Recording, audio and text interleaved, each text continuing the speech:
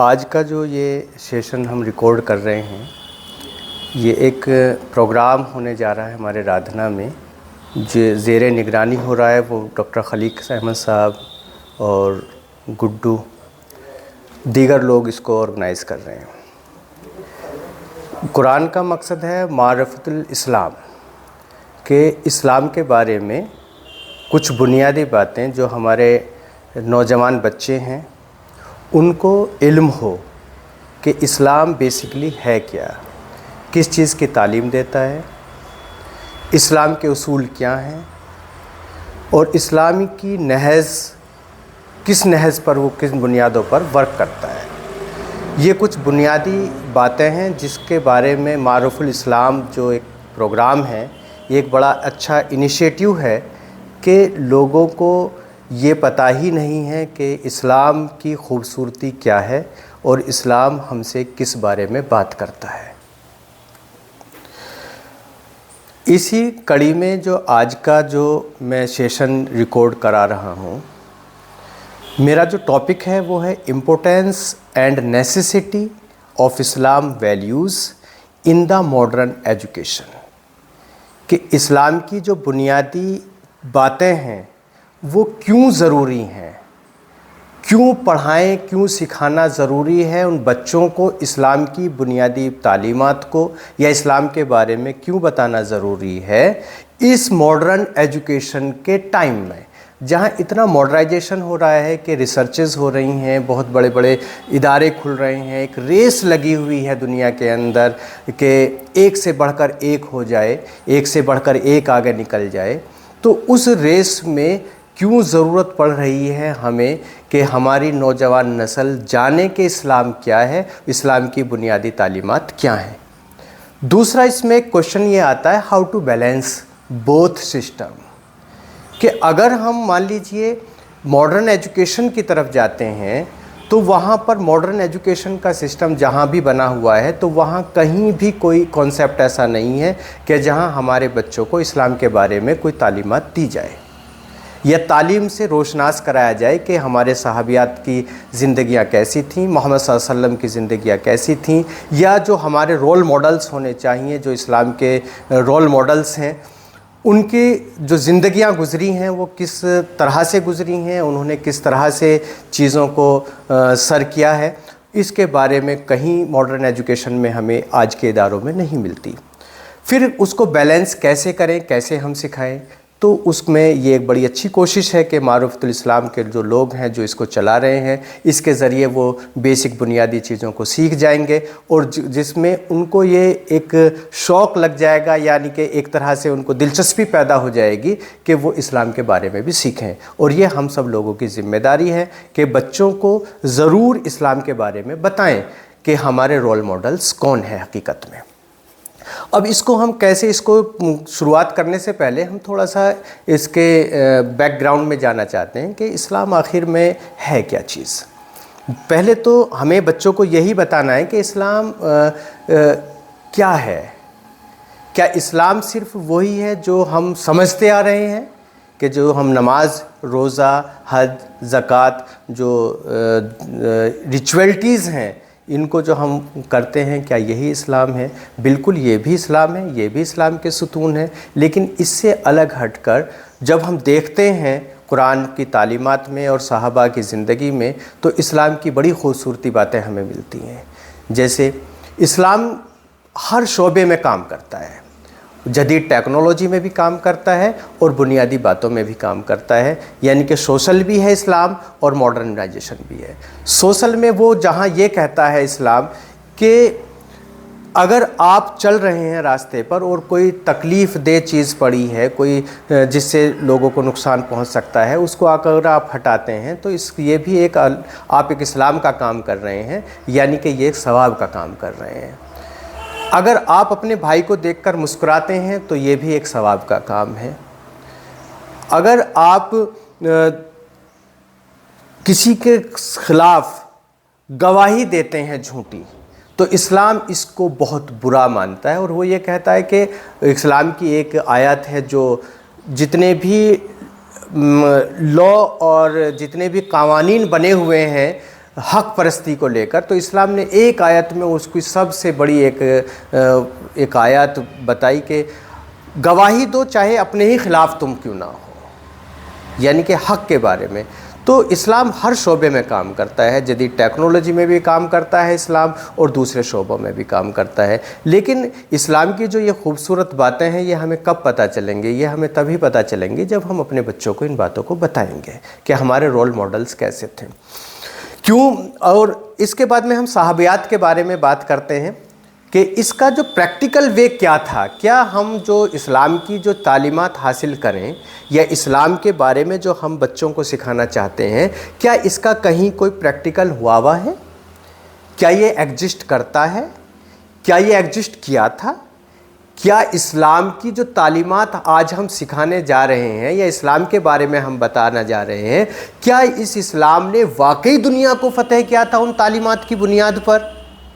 کیونکہ آج کی تاریخ میں یہ چیزیں مسخ ہو گئی ہیں، کہیں نہ کہیں کھو گئی ہیں، کیونکہ آج کی جو جدید ٹیکنالوجی کے اور جو دوسرے لوگ جو تعلیم میں آگے بڑھ گئے ہیں، ان کے یہاں یہ اصول و ضوابط نہیں ملتے ہیں، وہ دوسرے نہج پر کام کرتے ہیں۔ لیکن اسلام ایک بیلنسڈ کام کرتا ہے۔ اگر ہم اب سے جائیں گے تقریباً 1500 عیسوی میں یا 1500 سے 1800 عیسوی میں جائیں گے، تو وہ ایک گولڈن ایج رہا ہے اسلام کی تعلیم کا۔ اگر ہمیں دیکھنا ہے کہ اسلام نے کیا دیا ہے تو اس ایج کو ہم دیکھ سکتے ہیں کہ وہاں پر ہمیں یہ دکھائی دے گا کہ کس طرح سے انہوں نے میڈیکل سائنس کا نظام قائم کیا، کس طرح سے انہوں نے نرسنگ کا کام قائم کیا، کس طرح سے انہوں نے جو مساوات کی بنیاد پر رزق کی تقسیم کی ہے۔ کہ حضرت عمر جس ٹائم پر خلیفہ تھے، انہوں نے کہا تھا کہ اگر میری حکومت میں کتا بھی پیاسا یا بھوکا مر گیا تو اس کا ذمہ دار میں ہوں۔ تو اس طرح کی کہ ایک عورت ایک جگہ سے دوسری جگہ بڑے سونا لدے ہوئے جا رہی ہے، اس کو کوئی کہنے والا نہیں۔ تو یہ تھا وہ گول۔ اسلام کا ایک گول یہ ہے کہ اسلام کی تعلیمات اگر ہم پڑھتے ہیں، دیکھتے ہیں، تو ہم ایک ایسے سماج کی رچنا کرتے ہیں، ایک ایسا سماج ہم قائم کرتے ہیں جس میں سب مساوات کی بنیاد پر اس کی تقسیم ہوگی۔ کہیں کوئی چوری، کہیں کوئی غلط بات، کہیں رہزنی یا کہیں دیگر چیزیں جو یہ برائیاں ہوتی ہیں، یہ سماج میں ختم ہو جائیں۔ تو اس طرف یہ دھیان دیتا ہے۔ آج کی جو اگر ہم ماڈرن سائنس کے بارے میں بات کریں تو بڑے بڑے ادارے ہیں، اور ظاہراً جو قومیں اس اداروں میں اور اس تعلیم کے میدان میں آگے ہیں، وہ آج دنیا پر غالب ہیں، انہی کا ہی دور دورہ ہے، اور وہی قومیں آگے چل رہی ہیں، اور وہی قومیں دنیا کی جو زمام ہے، جو ان کی جو نکیل ہے دنیا کی، اسی کے ہاتھ میں ہے کچھ۔ لیکن اب آپ یہ دیکھیے کہ وہ قومیں، ان کے پاس میں آج جدید ٹیکنالوجی ہے، ایجوکیشن میں بہت آگے ہیں، بہت عروج پر ہیں، دنیا ان کی مٹھی میں ہے، جیسا چاہیں وہ ویسا کر سکتے ہیں، بڑے بڑے سائنسدان ان کے پاس ہیں، بڑے بڑے ڈاکٹرز ان کے پاس ہیں۔ لیکن ان سب باتوں کے باوجود ہم یہ دیکھیں، کیا وہ حق پرست بھی ہیں؟ کیا سچ مچ وہ قوم کے یا انسانیت کے خیرخواہ بھی ہیں؟ کیا وہ لوگوں کے ظلم و ستم ہوتے ہوئے دیکھ کر کیا وہ ڈرتے بھی ہیں؟ تو ان سب باتوں کے لیے جب ہم دیکھتے ہیں تو وہ بیلنس کیا جاتا ہے اسلام کی تعلیم پر، کہ جو اسلام کو ماننے والے ہوگا، جو اسلام کو مانتا ہے یا اسلام کی تعلیم پر غور کرتا ہے، تو وہ اگر ایک جدید ٹیکنالوجی بھی اس کے پاس ہے، اور وہ ایک ایسی ریاست کا مالک ہے کہ جہاں پر اس کو اسلام کی تعلیمات کی بنیاد پر بنایا گیا ہے، تو اس سے یہ توقع کی جانی چاہیے، یہ توقع کی جاتی ہے کہ وہ اسلام کی تعلیمات کو بھی نافذ کرے گا۔ اور اسلام کی تعلیمات یہ ہیں کہ وہ دونوں ایجوکیشن میں بیلنس کرے گا، کہ وہ جہاں جدید ٹیکنالوجی ہوگی تو اس کے مطلب یہ نہیں کہ وہ بڑے کامیاب ہو گیا ہے اور بہت زیادہ اس نے سر کر لیا ہے، اور وہ ایک جدید ٹیکنالوجی ہونے کے باوجود اب سپر پاور اپنے آپ کو ماننے لگا ہے، اور وہ جس کو چاہے وہ کچھ بھی کر سکتا ہے۔ یہ اس کے خلاف یہ جو اسلام کی تعلیمات کو ماننے والے ہیں، اسلام کی تعلیمات کو ماننے والے وہ بیلنس کریں گے، یعنی کہ وہ ان سے یہ امید کی جائے گی کہ وہ ایک رحم دل بھی ہوں گے۔ تو یہ اس لیے ضروری ہے کہ بچوں کو تعلیمات دی جائیں، اسلام کی تعلیمات دی جائیں، کیونکہ اگر بچے اسلام کی تعلیمات سیکھیں گے تو اگر وہ ایک اچھے ڈاکٹر بنتے ہیں تو ساتھ میں وہ ایک اچھے انسان بھی ہوں گے۔ ان سے یہ امید کی جائے گی کہ وہ اگر کوئی غریب ان کے پاس میں علاج کرانے آتا ہے تو وہ اس کے رحم کریں گے، لوگوں پر کا فری علاج بھی کرنے کی وہ اہلیت ان کے اندر ہوگی۔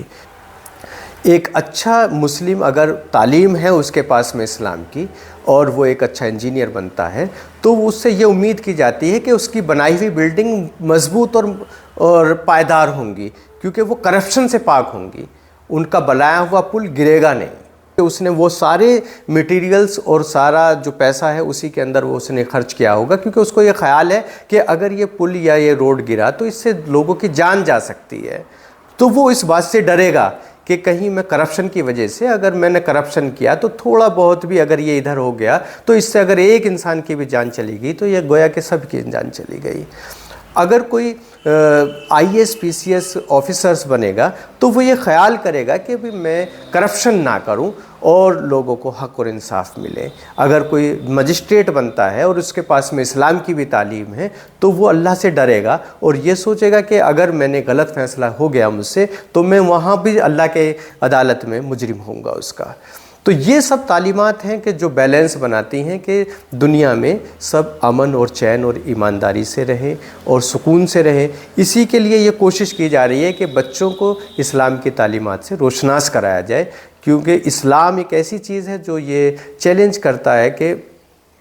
اس جیسی کوئی جو قوانین ہیں کسی مذہب میں نہیں ہے، لیکن یہ ہمیں بتانا ہوگا ایک پریکٹیکل کر کے کہ واقعی میں اسلام ایک امن اور بھائی چارے کا مذہب ہے۔ اسلام کہیں بھی یہ تعلیم نہیں دیتا کہ کسی بھی کے ساتھ میں زیادتی ہو، کیونکہ وہ کہتا ہے کہ لقد کرمنا بنی آدم، کہ انسان کوئی بھی ہے سب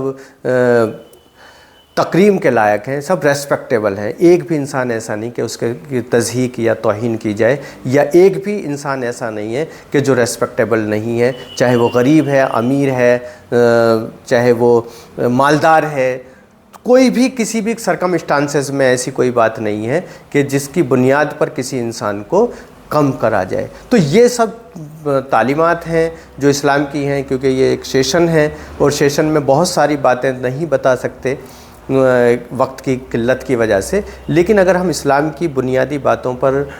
دیکھیں اور اسلام کے بارے میں غور و خوض کریں تو ہمیں بڑی خوبصورتی کے ساتھ میں اس میں انسانیت کے پیغام ملتے ہیں۔ دنیا میں کیسے امن آ سکتا ہے، دنیا کیسے امن کے ساتھ رہ سکتی ہے، کیسے ہمارے پڑوسی اچھے رہ سکتے ہیں، یہ سب باتیں ہمیں اسلام کی تعلیمات میں ملتی ہیں۔ اور بچوں کو بتانے کا اس میں مقصد یہ ہے کہ ابھی سے ہی، کیونکہ بچے نوخیز ہوتے ہیں اور سیکھنے لرننگ فیز میں ہوتے ہیں، تو ان کو اس میں اگر ہم ابھی سے ہی ان کو یہ چیزیں بتائیں گے کہ اسلام کے بارے میں، تو وہ بیلنس کریں گے اور